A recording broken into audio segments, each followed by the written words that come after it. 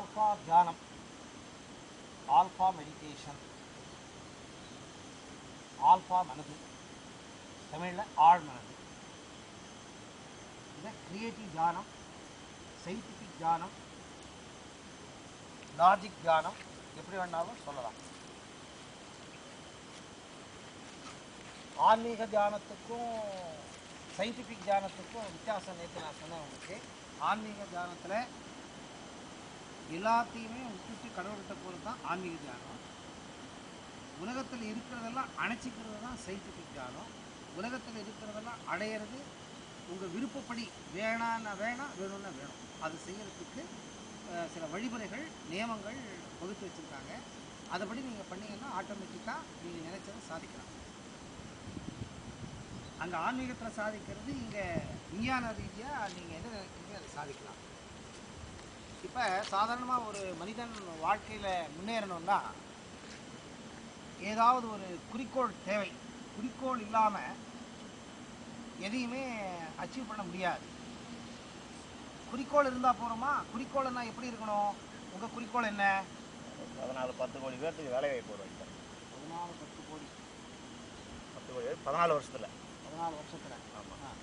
உங்கள் கம்பெனி ஆரம்பித்து ஒரு 100 பேருக்கு போயிட்டு வரும். 100 பேருக்கு ஃபஸ்ட்டு வேலை கொடுக்கணும். வேலை வாய்ப்புகளை அரைச்சிக்கணும்.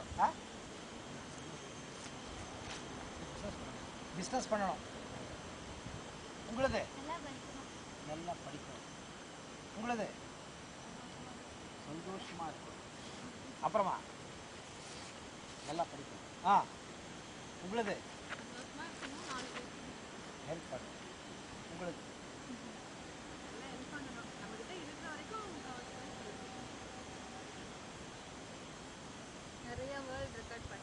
World record. சரி, இப்போ உங்களுக்கு சொன்ன மாதிரியே எனக்கும் எய்ம் இருக்குது. என்னுடைய எய்ம் என்னன்னு கேட்டிங்கன்னா, என்னுடைய கர்ம யோகம் சம்சாரத்துக்கு சம்மந்தப்பட்டது முடிஞ்சு போச்சு. என்னுடைய எய்மெல்லாம் சோஷியல் சர்வீஸ் தான். முக்தி அடையறதுக்கு வழி, ராஜயோகத்தை பின்பற்றி முக்தி அடையறதுக்கு வழி கண்டுபிடிச்சிக்கிட்டு ஸ்ரீ ராமகிருஷ்ண பரமஹம்சர் சொன்ன மாதிரி கர்மயோகத்தில் கையை போட்டு ஜனங்களுக்கு சேவை பண்ணி ராஜயோகத்தில் முக்தி கிடைக்கிறதோ இல்லையோ கர்மயோகத்தில் முக்தியை பார்க்கறது தான். அது சுயநலமான வேணால் சொல்லிக்கலாம். ஆனால் சுயநலத்துலேயும் ஒரு பொதுநலம் இருக்குது. அந்த பொதுநலம் பண்ணுறதுனால நம்ம சுயநலம் நமக்கு கிடைச்சிது. ஒரு 100 பெட் இருக்கிற ஒரு ஆசிரமம், அதாவது வயது முதியோர் இல்லம். ஃபஸ்ட்டு முதல்ல நம்மக்கிட்ட துட்டு இல்லை, அதனால் துட்டு கொடுத்து பார்த்துக்கோன்னு சொல்கிறவங்கள பார்த்துக்கிறது ஸ்டார்டிங்கில். அப்புறமா ட்ரஸ்ட்டு நிறையா துட்டு வந்துச்சுன்னா பெருசாக இடம் வாங்கி ஒரு பில்டிங் கட்டி, ஒன்றுமே இல்லை கட்டத்தில் இருக்காங்க, ஓட்டிட்டாங்க, இருக்கிறதெல்லாம் சுரண்டிக்கிட்டு நிறைய பேர் பண்ணுறாங்க அப்பா அம்மாவை. அந்த மாதிரி எதுக்குமே ஆகாதவங்களை கூப்பிட்டு வந்து காப்பாற்று. அது ஒன்று. ரெண்டாவது, கணவனால் கைவிடப்பட்ட பெண்கள். அதாவது 2 வகை இருக்குது. ஒன்று, புருஷன் செத்து போயிடுவான், நாதியெல்லாம் பார்த்துக்கிறவங்க இல்லாமல் குழந்தைங்களை வச்சுட்டு கஷ்டப்படுவாங்க, அந்த மாதிரி பெண்கள். சில பெண்களுக்கு எந்த விதமான சப்போர்ட்டும் இல்லாமல், உறவினர்கள் உற்றார்கள் யாருமே சப்போர்ட் பண்ணாமல் நடுவீதிக்கு வந்துடுவாங்க புருஷன் போனது. அந்த மாதிரி எதுக்குமே உபயோகம் இல்லாமல் இருக்கிற பெண்களை கூப்பிட்டு வந்து அவங்களுக்கு ஒரு தொழிலை கற்றுக் கொடுத்து அவங்க காலம் அவங்க நிற்கிற மாதிரி பண்ணுறது இன்னொரு எய்ம். அது 2வது ஐடியா. ஃபஸ்ட்டு இந்த வயது முதியோர்கள் தான். ஸோ அது எல்லாம் மெட்டலைஸ் ஆகிட்டுருக்கு. நான் என்ன நினச்சேன், ஒன்று நடந்துகிட்ருக்கு. இந்த தடவை போனேன்னா என்னுடைய வீடு, சொந்த வீடு இருக்குது, அதை நான் வெக்கேட் பண்ணிவிட்டு அதில் ஒரு 10 பேரை வீட்டுக்கு அகாமடேட் பண்ணும்போது நினைக்கிறேன் கண்டிப்பாக நடக்கும். என்னுடைய மனைவி ஸ்டார்டிங்கில் வீடை வந்து எந்த காரணத்தை கொண்டு உயிரை போனாலும் உன்னை வேணா விட்டுருவேன், வீடை விட மாட்டேன்னு சொல்லி நான் வீட்டை விட்டுலாம் ஓடி போய் இதெல்லாம் கலாட்டாகி இப்போல்லாம் என்னுடைய மாறுதலெல்லாம் அவங்க ரெக்கக்னைஸ் பண்ணி இவர் நிஜமாகவே செய்கிறாருங்கிறது அவங்க மனசில் வந்து அவங்களே விட்டு கொடுக்குறதுக்கு முடியும். அதனால் எல்லாம் தானாகவே நடந்துட்டுருக்குன்னு சொல்ல வரேன். ஸோ இது என்னுடைய எய்மு. இதுக்கு முன்னாடி கடவுள் என்னென்ன கொடுக்குறார் அதையும் அறைவிடைக்கிறதுக்கு நான் ரெடியாக இருக்கேன். ஸோ இதுக்கு மூலம் குறிக்கோளை எப்படி சாதிக்கிறது, குறிக்கோளை எப்படி செலக்ட் பண்ணுறது, குறிக்கோளை எப்படி செலக்ட் பண்ணுறது. நிறைய பேர் சொன்னாங்க, ஒன்று சொன்னாங்க. இந்த குறிக்கோள் வந்து 2 விதத்தில் 3 விதத்தில் இருக்குது. ஒன்று சொந்த குறிக்கோள், ரெண்டாவது ஆன்மீக குறிக்கோள், மூணாவது சமுதாய குறிக்கோள். இந்த மூணுத்தையும் லிங்க் பண்ணாதான் மனசுக்கு சமாதானம், ஆறுதல், நீங்கள் கேட்குற சந்தோஷம், ஆனந்தம் எல்லாம் கிடைக்கும். என்னுடைய மனைவி, என்னுடைய குழந்தைகள், என்னுடைய கணவர், என் அக்கா, என் தம்பி, என் உற்றார் உறவினர்கள் இப்படின்னு சொல்லிட்டு போனீங்கன்னா அவங்களுக்கு துக்கம்தான். ஆனால் இது இல்லாமல் அது இல்லை. இது கூட அதை அணைச்சிக்கிட்டிங்கன்னா, வெளியே அணைக்கிறதுக்கு கொஞ்சம் மனசை கொஞ்சம் ஓப்பன் பண்ணிக்கிட்டீங்கன்னா ஆனந்தம் தானாக வர ஆரம்பிச்சிடும். எப்போ நம்ம இந்த வட்டத்துக்குள்ளேயே இருக்கிறோம், துக்கம்தான். அவங்களுக்கு திருப்தி இருக்காது. புருஷனுக்கோ பொண்டாட்டிக்கோ இல்லை யாருக்கோ நீங்கள் என்ன செய்ய போகிறீங்க அதில் அவங்களுக்கு திருப்தி இருக்காது.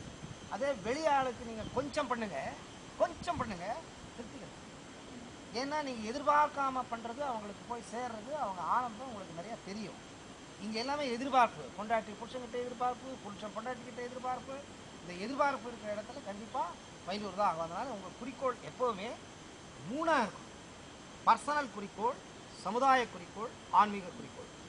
இது எப்படி செலக்ட் பண்ணுறது அப்படின்னு சொன்னீங்கன்னா, ஃபஸ்ட்டு ஒரு குறிக்கோளை ஒன்றில் 4 குறிக்கோள் எடுக்கணும். எப்போவுமே 4 குறிக்கோளை செலக்ட் பண்ணணும். இதெல்லாம் சிஸ்டத்தை ப்ரூவ் பண்ணியிருக்கிறதா சொல்லிட்டு மனசில் வந்து சொல்கிறேன்னு நினைக்காதீங்க. இதெல்லாம் ப்ரூவ் பண்ணியிருக்காங்க. யூரோப்பியன் கண்ட்ரீஸில் NLP, ESP ப்ரோக்ராம்ஸ் போட்டு அதில் இதெல்லாம் டெஸ்ட்டு பண்ணி ப்ரூவ் பண்ண சிஸ்டம்ஸை நான் உங்களுக்கு சொல்லியிருக்கேன். 4 குறிக்கோளை ஃபஸ்ட்டு செலக்ட் பண்ணணும். 4 குறிக்கோளில் நல்லது கெட்டது கான்ஷியஸ் லெவலில், ஆல்ஃபா ஸ்டேட்டுக்கு போகாதீங்க. கான்ஷியஸ் லெவலில் நல்லது கெட்டது ஒரு இதை ரைட் அப் பண்ணணும். உங்களுக்கு தெரிஞ்சது ஃபஸ்ட்டு, உங்களுக்கு அனுபவம் இருக்கிற லைன், 2வது 3வது 4வது அனுபவம் இல்லாத லைன். ஃபஸ்ட்டு அனுபவம் இருக்கிற லைன், 3 4 அனுபவம் இல்லாத லைன். அந்த மாதிரி 4 லைனை போட்டுக்கிட்டு 1 2 3 4 அதில் ப்ளஸ்ஸு மைனஸு உங்கள் கான்ஷியஸ் லெவலில் என்ன தெரியுது. சாதாரணமாக ஏதாவது ஒரு காரியம் பண்ணணுன்னா அவங்க கேட்டால் நீங்கள் சொல்லுவீங்க, ஏதாவது விடுங்க ரொம்ப கஷ்டங்க இது விடுங்க, ஒரு ப்ளஸ் இருக்குது ஆனால் மைனஸ் ஜாஸ்தி இருக்குது. ஸோ கான்ஷியஸ் லெவல்லையே உங்களுக்கு சிலதெல்லாம் தெரிய வரும். ஸோ அதை எழுதணும். எழுதிட்டு எங்கே ப்ளஸ் இருக்குது அந்த போர்ஷனை எடுக்கணும். அது அனுபவம் இருக்கிறது ப்ளஸ்ஸாக இருக்கலாம், இல்லை அனுபவம் இல்லாத லைனு ப்ளஸ்ஸாக இருக்கலாம். அனுபவம் இல்லாத லைனுக்கு அனுபவசாலிகளை எடுத்துக்கிறதுக்கு அங்கே வாய்ப்பு இருக்கா அப்படின்னு பார்க்கணும். இங்கே அனுபவம் இருக்குது, நீங்களே இன்வால்வ் பண்ணி கூட்ட சொன்னால் கூட்டிடுவீங்க, கழுவ சொன்னால் கழுவிடுவீங்க. அந்த மாதிரி வேலை உங்களுக்கு தெரிஞ்சது. தெரியாத வேலைக்கு ஆளை கிடைக்குமா, அது ஆளை வச்சுக்கிட்டு நம்ம பண்ண முடியுமா அப்படின்னு பார்க்கணும். தெரிஞ்சதுன்னா அந்த ப்ளஸ் இருக்கிற அந்த லைனை எடுத்துக்கிட்டு ஆல்ஃபா ஸ்டேட்டுக்கு போகணும்.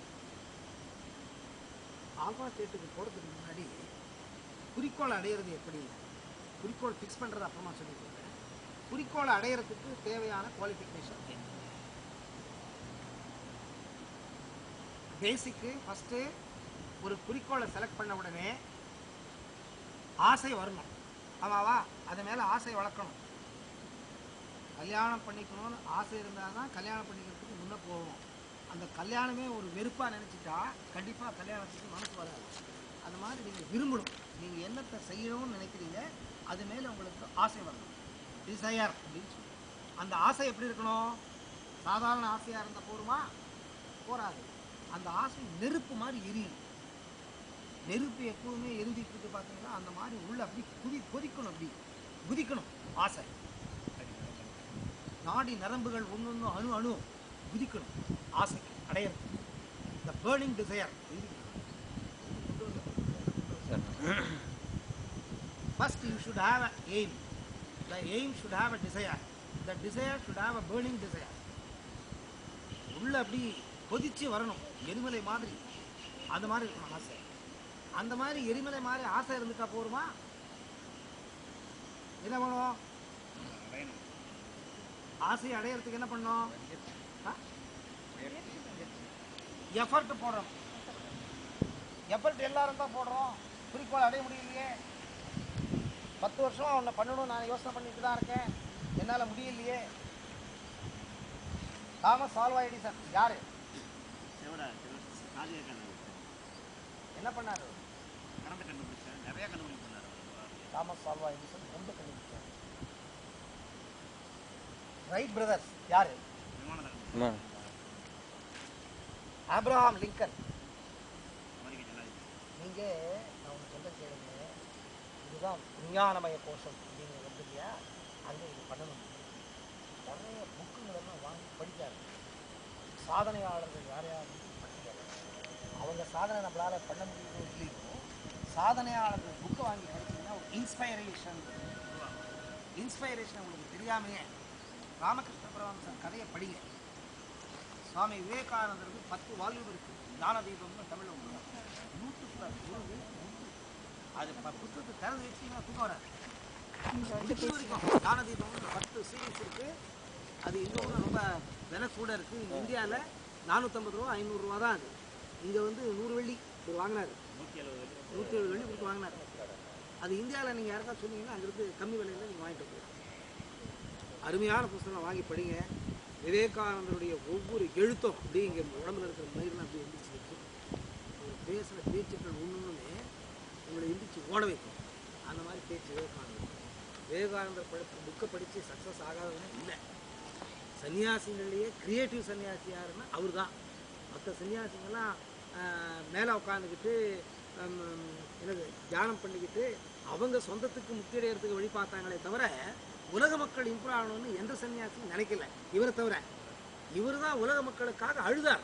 கன்னியாகுமரியில் நீங்கள் போயிருப்பீங்க. கன்னியாகுமரியில் அந்த மலை இருக்குது பாருங்கள், அங்கே உட்காந்துக்கிட்டு அழுதார். தியானம் பண்ணுறதுக்கு முன்னாடி அழுதுட்டு தியானம் பண்ணார். நான் ஏன் சொல்ல வரேன்னா, அந்த ஞானதீபம் புஸ்தகம் ஒரு இந்தியனும் படிக்க வேண்டிய புஸ்தகம் படிங்க. ஸோ பேர்னிங் டிசைர் இருக்கணும். தாமஸ் ஆல்வா எடிசன் என்ன பண்ணார், ஏறக்குறைய 10,000 முறை 9,999 முறை ஃபெயில்யூர் ஆனார். ஒவ்வொரு ஃபெயில்யூரும் ஒரு ஸ்டெப்பிங் ஸ்டோன் ஃபார் சக்ஸஸ். ஆனால் ஒன்றுத்துலேயும் ஒன்று புதுசாக கண்டுபிடிச்சார். இந்த ஃபெயில்யூர் அடுத்த ஃபெயில்யூருக்கு ஒரு ஸ்டெப்பிங் ஸ்டோன் புதுசாக ஒன்று கண்டுபிடிச்சி அப்ளை பண்ணார். அங்கே ஒரு ஃபெயில்யூர் ஆச்சு. அந்த மாதிரி ஒவ்வொரு ஃபெயில்யூரும் ஒரு ஸ்டெப்பிங் ஸ்டோனாக நினச்சிக்கிட்டு போடணும். The effort should be persistent effort. Thomas Alva Edison எப்படி பண்ணார், அதே தான் ஆப்ரஹாம் லிங்கன் பண்ணார். ஆப்ரஹாம் லிங்கன் என்ன பண்ணிட்டு இருந்தார் தெரியுமா உங்களுக்கு?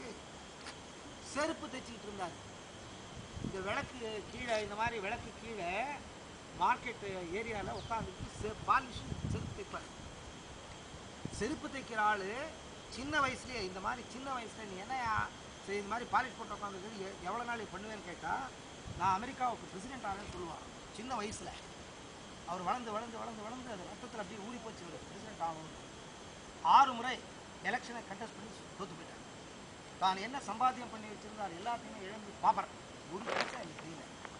7வது முறை எப்படியோ அங்கே எங்கே பிடிச்சி அடிச்சு பிடிச்சி கண்டெஸ்ட் பண்ணி 7வது முறை 7th time president of America Abraham Lincoln. Wright brothers அந்த மேலே ஏரோப்ளைன் எத்தனை தடவை கட்டப்பட்டிருக்காங்க.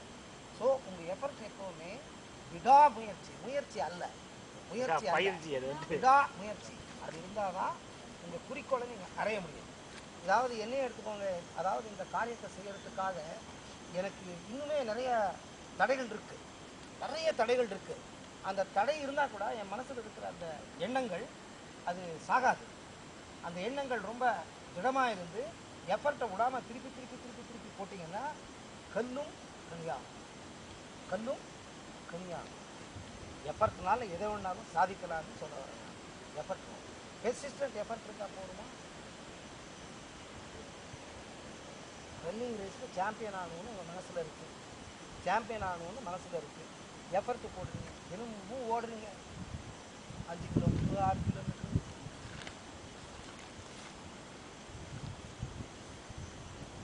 எஃபர்ட்டுக்கு என்ன பண்ணுறது?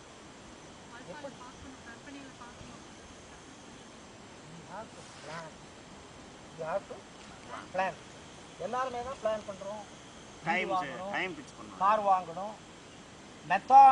மெத்தடாலஜிக்கல் மெத்தட் அதாவது வழிமுறையாக இருக்கணும். வழிமுறைகள் கரெக்டாக வரையறுக்கப்பட வேண்டும்.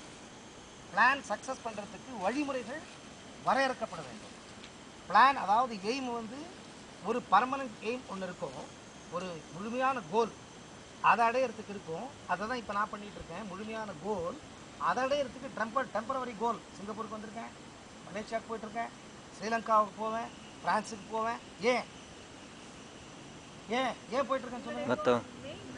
பணமே இல்லை என்கிட்ட. நீங்கள் என்ன 50 வெள்ளி 25 வெள்ளி 30 வெள்ளி 40 வெள்ளி 100 வெள்ளி கொடுக்குறீங்க, அதுதான் மூலதனம். இல்லைன்னா என் ட்ரஸ்ட்டுக்கு யார் துட்டு கொடுப்பாங்க?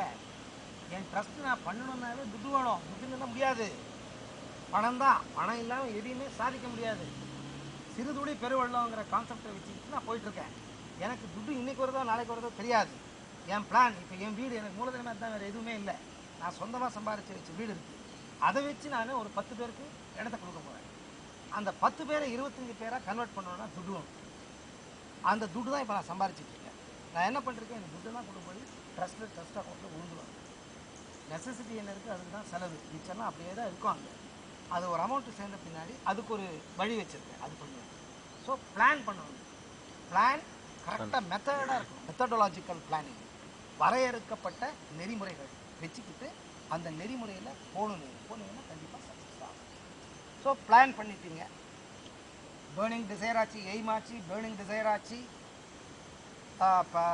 எஃபர்ட்டை போட்டிங்க, பிளானை போட்டிங்க. அப்புறமா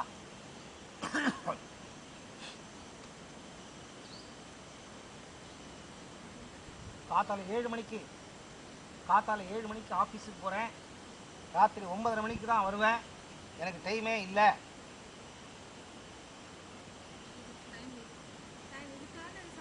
டிசிப்ளின்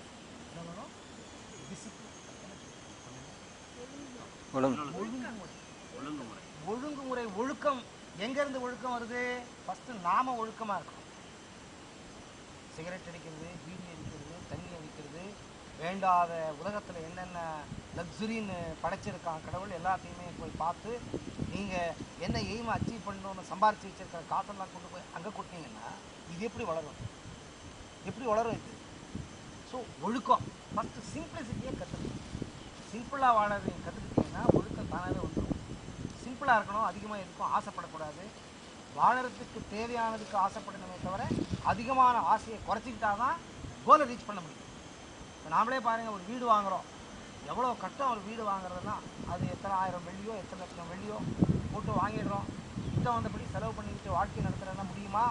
அங்கே பிடி, இங்கே பிடி, அதை பிடி, இங்கே இது பண்ணு, அது பண்ணு, அதை ஒரு 4 பைசா பிடி.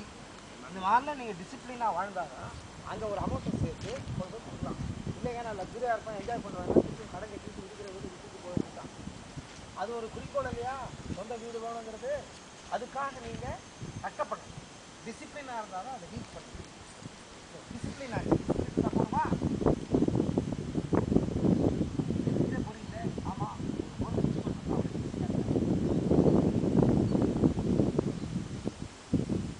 பொலைட்னஸ் வரும். ஒரு கோலை அச்சீவ் பண்ணுறதுக்கு அதிகமான தேவை என்னன்னு கேட்டீங்கன்னா பொலைட்னஸ். அதுக்கு என்ன சொல்லுங்க?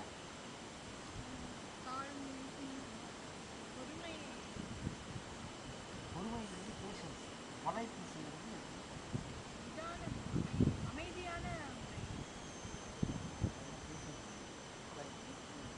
சரியான அர்த்தம் ஆகும்னு நினைக்கிறேன். பொலைட்னஸ். இப்போ மேடம் என்ன கேள்வி, நான் பதில் எனக்கு தெரியுமோ தெரியாதோ, என்னுடைய பதிலை உங்களை கன்வின்ஸ் பண்ணிட்டு இல்லையோ, நான் ரொம்ப ரேஷாக பிஹேவ் பண்ணி அதாவது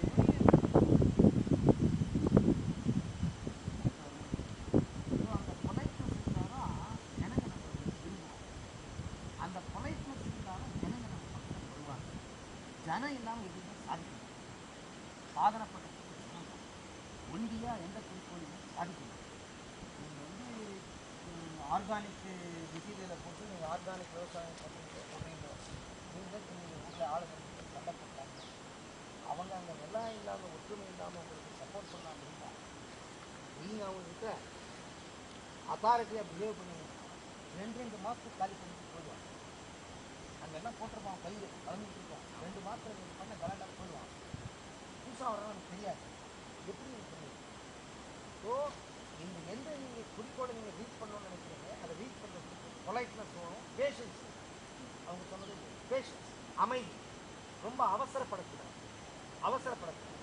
நான் இந்த லைனுக்கு இப்போ 3 வருஷம் ஆகிப்போச்சு. நிதானமாக தான் சக்ஸஸ் ஆகிடுச்சு.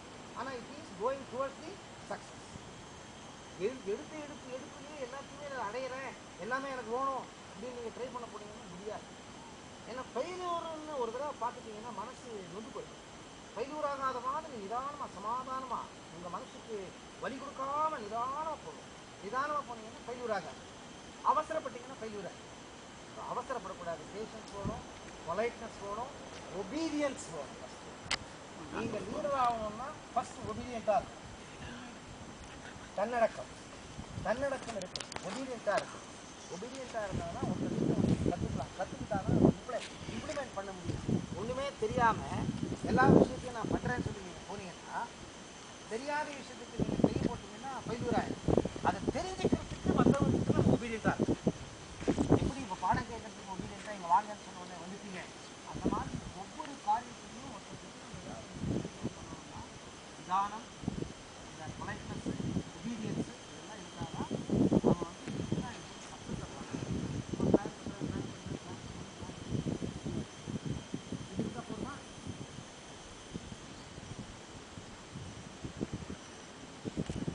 have to respect others. ஒபீடியன்ஸ்ங்கிறது கீழ்ப்பணிந்து ஒரு விஷயத்தை ஒருத்தருக்கு கற்றுக்கிறது, அது ஒபீடியன்ஸ். ரெஸ்பெக்ட்ங்கிறது அவன் வீதி பெருக்கிறவன் கூட்டுறவனா இருப்பான், அவனுக்கு ஒரு பொசிஷன் இருக்குது, அவனுக்கு ஒரு மரியாதை இருக்குது. அந்த மரியாதை நான் கொடுக்கணும். எனக்கு வழி தெரியல, அவனை போய் நான் மரியாதையாக கேட்டால் தான் வழி சொல்லுவான். இல்லைன்னா மிஸ்டேக் பண்ணிட்டு எங்கேயோ போயிடுவான்.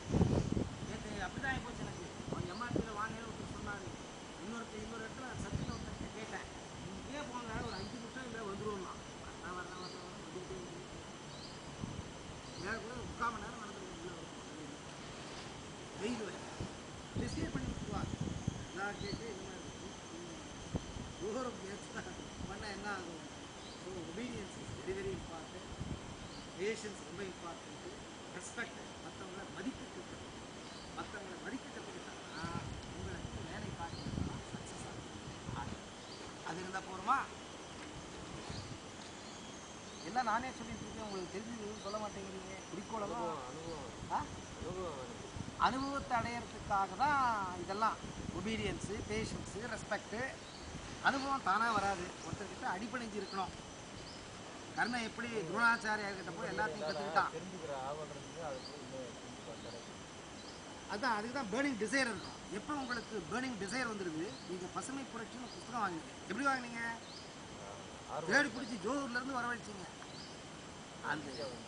அந்த பெர்சிஸ்டன்ட் எஃபர்ட், உங்களுக்கு தீராத தாகம், ஆசை, பேர்னிங் டிசைர் இருக்கிறதுனால தானாகவே தேடிக்கிட்டு போகுது.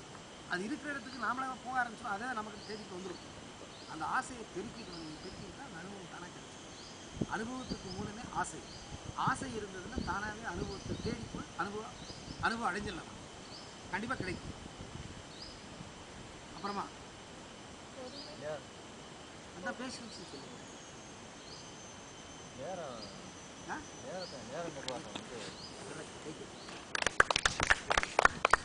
Time management very very. எந்த ஒரு காரியத்தையும் சாதனை பண்ணணும்னா டைம் மேனேஜ்மெண்ட். இதுதான் இந்த குறிக்கோள் ஃபிக்ஸ் பண்ணுறது main. Time management. Time management இருந்தால் போதுமா?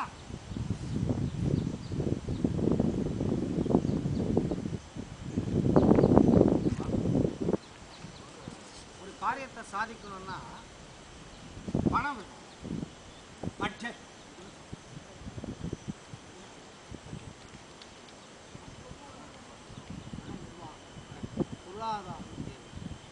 பொருளாதாரம் தேவையோ இல்லையோ, பொருளாதாரம் எவ்வளவு தேவைன்னு நாலேஜ் வரும். அதுதான் பட்ஜெட். ஒரு மாதம் குடும்பம் நடத்தணும்னா கேஸுக்கு எவ்வளவு, கரண்ட்டுக்கு எவ்வளவு, வாட்டருக்கு எவ்வளவு, அதுக்கு எவ்வளவு, இதுக்கு எவ்வளவு, அந்த ஃபீஸு, இந்த ஃபீஸு, கடன், வட்டி எல்லாம் ஃபஸ்ட்டு அந்த லிஸ்ட்டு போடணும். நீங்கள் கொடுக்க வேண்டியதெல்லாம் கொடுத்து மிச்சம் ஆதா இல்லையான்னு பார்க்கணும். அந்த பட்ஜெட்டு போடணும். நீங்கள் பட்ஜெட்டு எப்படி கண்டுபிடிக்கிறது? பட்ஜெட்டை எப்படி கண்டுபிடிக்கிறது? இவ்வளவு தேவை எப்படி கண்டுபிடிக்கிறது? அனுபவசாலிகளை அணுக வேண்டும். எல்லா நாலேஜும் நம்மகிட்ட இருக்காது. You are not a chartered accountant, you are not an engineer, you are not a perfect experienced worker. எதுவுமே இல்லை. ஆனால் இன்க்ளினேஷன் இருக்குது, ஆசை இருக்குது, சாதிக்க வேண்டும்ங்கிற ஆசை இருக்குது. எனக்கு வேறு எந்த விதமான அனுபவமும் இல்லை. ஸோ அனுபவசாலிகளை தேடி போய் ஒரு பட்ஜெட்டை கண்டுபிடிக்கணும். பட்ஜெட்டை கண்டுபிடிச்சாலும் அதுக்கு தகுந்த மாதிரி காசை வசூல் பண்ணலாம், காசை சம்பாதிக்கலாம். காசை சம்பாதிக்கணும்னா பட்ஜெட் தேவை. எவ்வளோ செலவாகும்? பட்ஜெட்டு நீங்கள் செலவழிப்பாங்க. டைம் மேனேஜ்மெண்ட் இது ரொம்ப ரொம்ப இம்பார்ட்டன்ட். ஸோ இது பேசிக் 30-40 பாயிண்ட் மேலே பேசிக் இதெல்லாம் நீங்கள் செய்ய போனீங்கன்னா அடிஷ்னலாக நிறைய எக்ஸ்பீரியன்ஸ்லாம் உங்களுக்கு கிடைக்கும், நிறைய கற்றுக்கலாம். ஸோ இது இருந்தால் தான் எய்மை நீங்கள் தலைக்குள்ள ப்ரோக்ராம் பண்ணலாம். இது இல்லாமல் ப்ரோக்ராம் பண்ணிட்டீங்கன்னா அது உங்களை வாட்டும், உங்களால் ஒன்றுமே பண்ண முடியாது. ஸோ அதை சாதிக்கிறதுக்கு இதெல்லாம் தேவைங்கிறத ஃபஸ்ட்டு தெரிஞ்சுக்கணும். சாம்பார் செய்கிறதுக்கு எது என்ன போடணுங்கிறது தெரிஞ்சாதான் சாம்பார் செய்கிறதுக்கு இறங்கலாம். அந்த மாதிரி இதெல்லாம் நீங்கள் தெரிஞ்சுக்கிட்டாங்கன்னா இது ப்ரோக்ராமிங் பண்ணணும் பிரெயினில். ஏன் ப்ரோக்ராமிங் பண்ணணும்?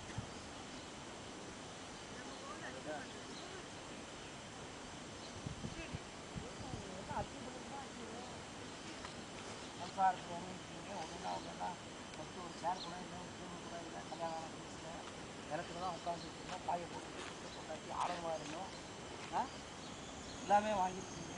சம்சாரத்துக்கு ஒன்றுனா சேர்த்துருக்கீங்க, சும்மா வச்சுருக்கீங்க. அந்த மாதிரி தான் எதுவும் அச்சீவ் பண்ணுவீங்க. இன்ஜினியரிங் எதுவும் ப்ரோக்ராம் பண்ணியிருக்கீங்க, அதுக்கெல்லாம் ப்ரோக்ராம் பண்ணிங்களா? வீடு வாங்கிறதுக்கு ப்ரோக்ராம் பண்ணிங்களா?